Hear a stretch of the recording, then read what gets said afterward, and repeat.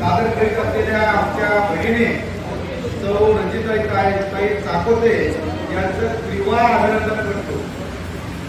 या अर्थसंकल्पामध्ये सोलापूर शहराचं सुंदर सौंदर्यीकरण, अनेक रस्ते, ड्रेनेज, बागांचा विकास करणे, अमृत जल योजना, दिवसाआड पाणी मिळण्यासाठी दुहेरी पाईपलाईनचं, त्याच पद्धतीनं तत्सम विकास कामाचा संकल्प आणि विशेष म्हणजे दलित वंचित वस्त्यांमध्ये सुधारणा करण्यासाठी कोट्यावधीची तरतूद केलेली आहे। यावर्षी सोलापूरच्या जनतेला निश्चितपणानं दिवसात पाणी मिळेल। सोलापूर शहर हरितभरित राहण्यासाठी माझी वसुंधरा अभियानामध्ये 2 कोटीची तरतूद केलेली असून मोठ्या प्रमाणात वृक्षारोपण, वृक्ष लागवडीस प्राधान्य दिलेलं आहे। याच पद्धतीनं केंद्र शासन, राज्य शासनाकडून साधारणतः 350 कोटी रुपयाचं अनुदान शहराचं सौंदर्यीकरण करण्यासाठी, मूलभूत रस्ते, पाणी, रस्ते यासाठी मिळणार आहे। यामध्ये वंचित विभागाचा सामाजिक विकास करण्यास प्राधान्य देऊन बकात झालेल्या शहराला सुंदर शहर करण्यासाठी शासन ठोस पावलं उचलत आहे। लवकरच शहरामध्ये IT पार्क होणार असल्यानं लगतच्या परिसरामध्ये नागरी सुविधा प्राप्त होण्यासाठी इन्फ्रास्ट्रक्चर नियोजन त्वरित करावं ही माझी एक सूचना आहे। त्याच पद्धतीनं आता सभागृहामध्ये सभागृह नेत्यांनी 14 कोटी 49 लाख रुपयाचं अर्थसंकल्प मांडला आहे। तो पाहिला असता सर्वात खर्च मोठा वाटतो, परंतु या अर्थसंकल्पामध्ये करवाढ करण्यात आलेली नाही आहे। ही नागरिकांसाठी सकारात्मक असली तरी उत्पन्न वाढीसाठी प्रशासनाकडून ठोस धोरणांचा अभाव स्पष्टपणे जाणवतो। महापालिकेचं स्वतःचं उत्पन्न 924.25 कोटी आहे, शासन अनुदान 347 कोटी आहे आणि कर्ज 111 कोटी आहे। यावरून स्पष्ट होतं की आपण अजूनही मोठ्या प्रमाणावर शासनावर आणि कर्ज वाढवत आहोत। स्थानिक स्वराज्य संस्था स्वयंपूर्ण होण्यासाठी विविध मार्गाचा अवलंब करणे, त्याच्या उपाययोजना शोधणे व अंमलात आणून आवश्यक त्या बाबी करून प्रशासनानं कर वसुली करून आपल्या महापालिकेचं उत्पन्न वाढवणं आवश्यक आहे। त्याच पद्धतीनं पाणी पुरवठा शुद्ध व स्वच्छ नियमित होण्यासाठी मोठा खर्च आपल्याकडे केला जातो। नागरिक यासाठी खर्च करण्यास तयार आहे। सुरळीत पुरेशा दाबानं पाणी पुरवठा करण्याबाबत उपाययोजना कराव्या, खताचे उत्पन्न निश्चितपणे वाढणार आहे।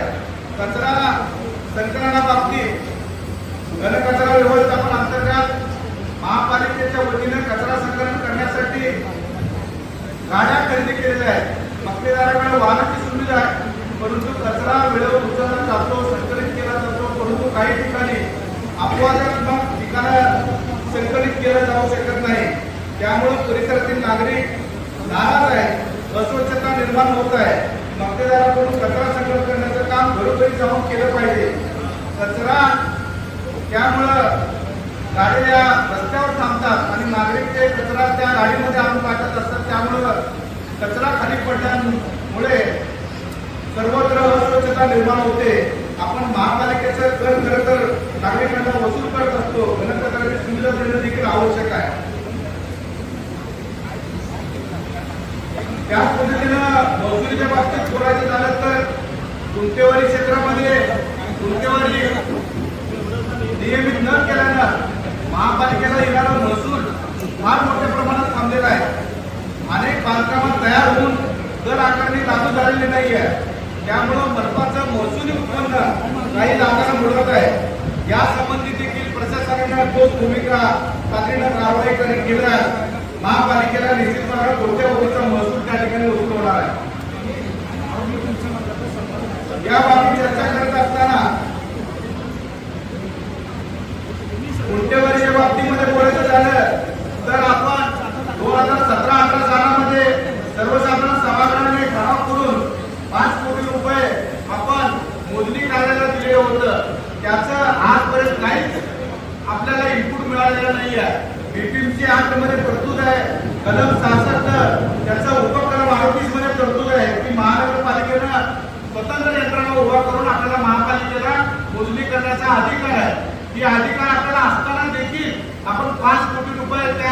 मोजणी कार्यालयाला दिलं आणि त्याचं आजपर्यंत आपण काहीच अहवाल आपल्याकडे प्राप्त झालेला नाही आहे.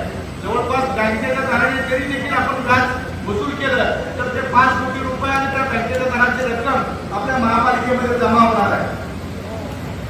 हद्दवाढ होण्यापूर्वी ग्रामपंचायती होत्या, त्यांच्या गायरान जमिनी ताब्यामध्ये घेऊन विकासात आपण निश्चितपणे उपयोगात आणता येते. त्या गायरान जमिनी काही भागामध्ये अजून देखील आपण महानगरपालिकेने आपल्याकडे हस्तांतरित केलेलं नाही असं दिसून येत आहे. शहराच्या हद्दवाढ भागामध्ये गायरान जमिनीच्या मालमत्तेवर सोलापूर महापालिकेनं आपलं नाव लावून ती मालमत्ता जर आपल्या वापरात आणली तर विविध विकासाचे प्रकल्प आपल्याला त्या जागेवर राबवता येतात. उदाहरण द्यावं झालं तर विजापूर रोडचा जो इंचिगिरी मठचा परिसर आहे, त्या इंचिगिरी मठाच्या समोर गायरांची खूप मोठ्या प्रमाणात साधारण 4 ते 5 एकरची जमीन हायवे लागत आहे. ती जागा गायरांची आहे, ती जागा आपल्या महापालिकेच्या अखत्यारीत घेणं आवश्यक आहे.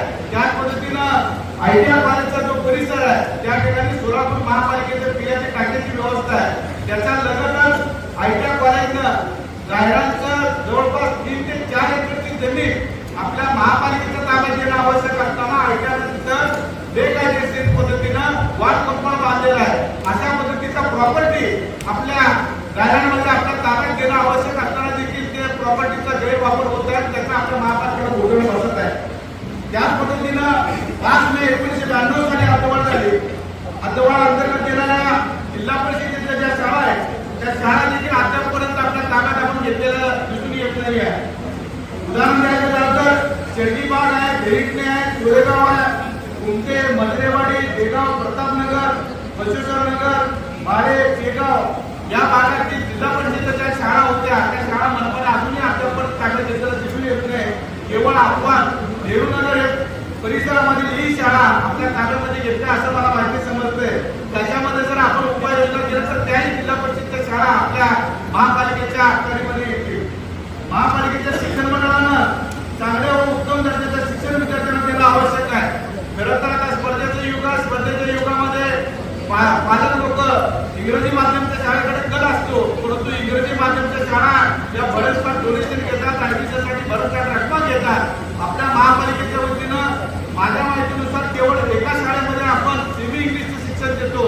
जर आपण इंग्रजी माध्यमाचं शिक्षण आपल्या शिक्षण मंडळाच्या माध्यमातून जर दिलं तर सोलापूर शहरातील तमाम गोरगरीब लोकांना महानगरपालिकेच्या माध्यमातून शिक्षण व्यवस्था, सेमी इंग्लिश व्यवस्था कमी दरामध्ये कमी फी आकारणी करून आपल्याला करता येईल. आणि जे प्रायव्हेट स्कूल मोठ्या प्रमाणात कर आकार म्हणजे पालकांकडे फी आकारतात त्यांना देखील एक चाप बसला जाईल.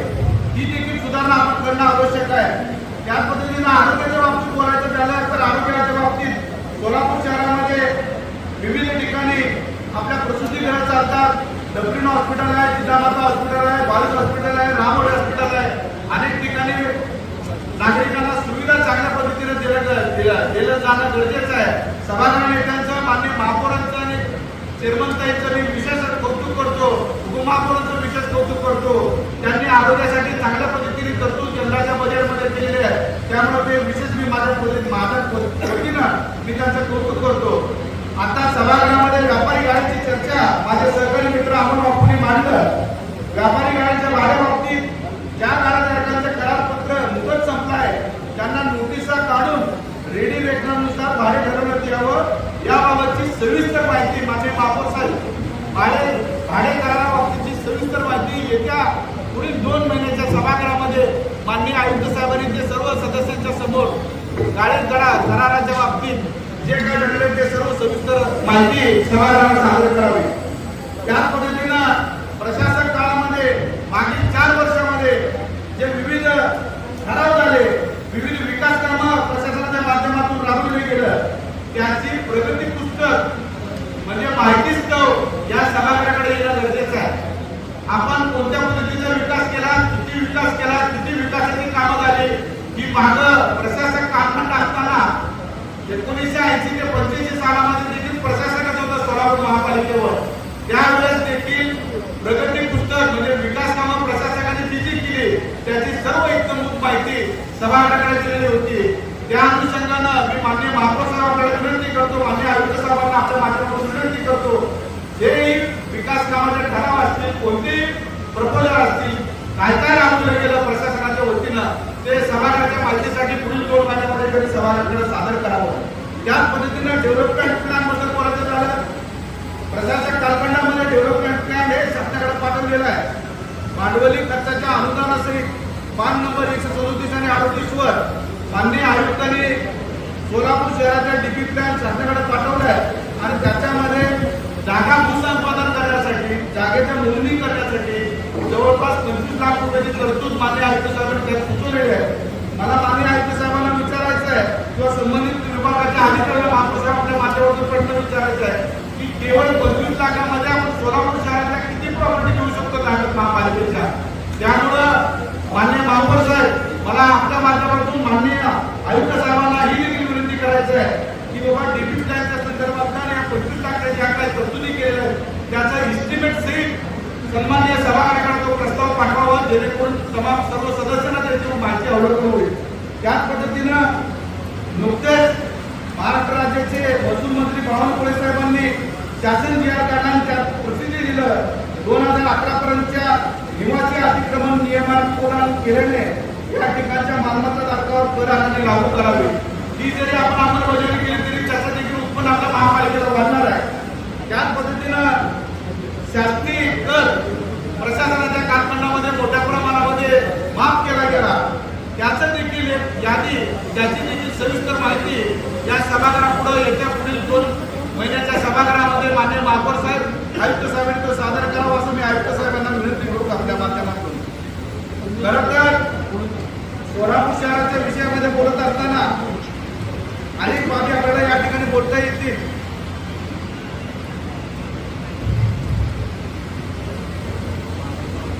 हद्दवाढ भागामध्ये आजपर्यंत रिव्हिजन झालेलं नाही आहे. खरं पाहता सोलापूर महापालिकेच्या वतीनं दर 4 वर्षात रिव्हिजन होणं आवश्यक आहे. ते रिव्हिजन न झाल्या कारणानं मोठमोठ्या हद्दवाढ भागामध्ये मोठमोठे सोलेचे इमारती त्या ठिकाणी बांधलेल्या आहेत. त्या ठिकाणचं जर आपण सर्वेक्षण केलं, त्या ठिकाणी जर पाहणी केलं तर आजपर्यंत आपल्याला किमान 100 कोटी रुपये महसूल आपल्याला त्या माध्यमातून आपल्याला प्राप्त होणार आहे. आणि ही रिव्हिजनचा अहवाल आता आमचे सहकारी मित्र अमोल बापूंनी घटनाक्रम चर्चा केलं. त्यांना खरं तर सभागृहाकडे ही माहिती सर्व प्रशासनानं दाखल करणं आणि सर्व सदस्यांना ज्ञान होणं हे आवश्यक असल्या कारणानं माननीय आयुक्त साहेबांनी त्या संदर्भाचा खुलासा